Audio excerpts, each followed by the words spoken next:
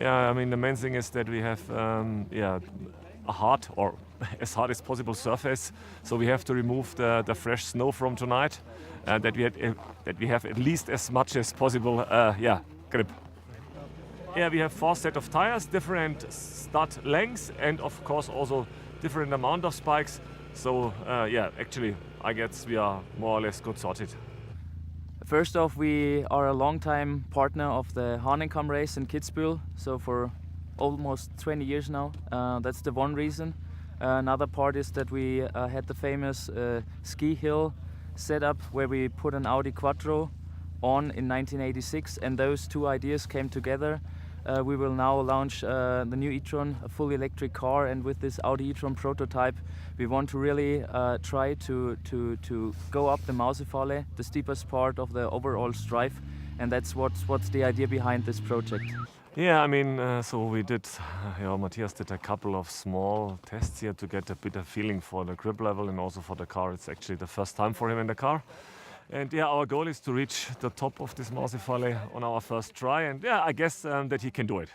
Yes, this is a prototype of the Audi e-tron. The Audi e-tron is nearly finished now, and but in this vehicle there's a technology built in, and we hope to bring it in series in one and a half year.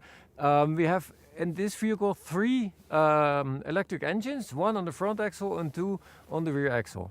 And that is, not on the market now. The specific about this vehicle with this drivetrain within is that we have 2 electric engines on the rear axle, and that makes us possible to make torque factoring. That means that we can regulate the forces on the right wheel. We can differentiate it between left and right. So that means that we can ensure a very good vehicle dynamics in the corners. So, and that is in the conventional vehicles we do this with our Quattro Sport, so with active rear differential, but we don't have a rear differential in this vehicle, so that's the way we're gonna do it with the electric vehicle. In this specific vehicle, we have 370 kilowatts. That means 530 brake horsepower, and we got a huge torque, over 1,000 Newton meters. So there are not many road legal vehicles that already have this amount of torque. So when we bring it in series, then we will have one of the vehicles with the highest amount of torque there is available on the market. Not only for electric vehicles, but for all the vehicles. We started planning this project half a year ago as this specific project, because we don't have any experience with this kind of hills. Up to now, we didn't test hills more than 60%, and we got here. So we started planning this project half a year ago.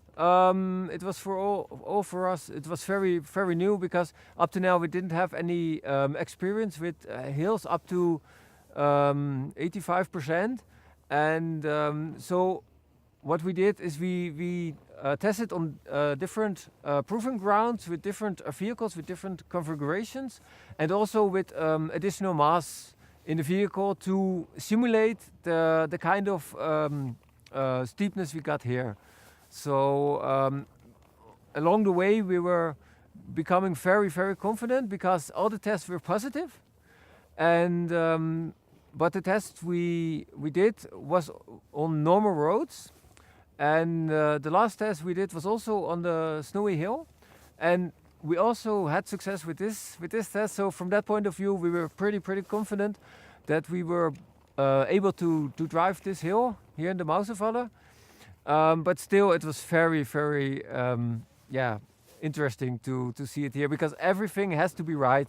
The vehicle has to be perfect, but also the weather conditions, of course, play a very big role in this complete project. And also the preparation of the track was for us very important.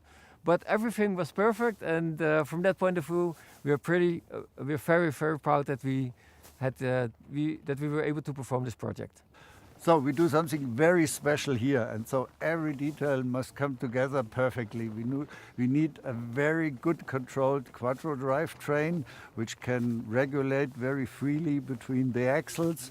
We need enough power for enough time. We need a good weight balance, but still then it's very difficult because it's going up that steep, like 85%. The car comes to the rear, the weight shifts to the rear axle, and then the quattro drivetrain has to check very carefully how much power to the front, how much power to the rear, so that the wheels don't spin, and so it's very, very difficult, but we hope with our drivetrain we will do that. Yeah, basically it's a typical electric architecture. The battery lies between the axles, which gives you a very good weight balance and a very low center of gravity, and then we have one engine, one electric engine between the front wheels, like in the production car, and in this special prototype we have two engines between the rear wheels, so that we have more power. We have like 370 kilowatt, which is certain sort of 500 horsepower then.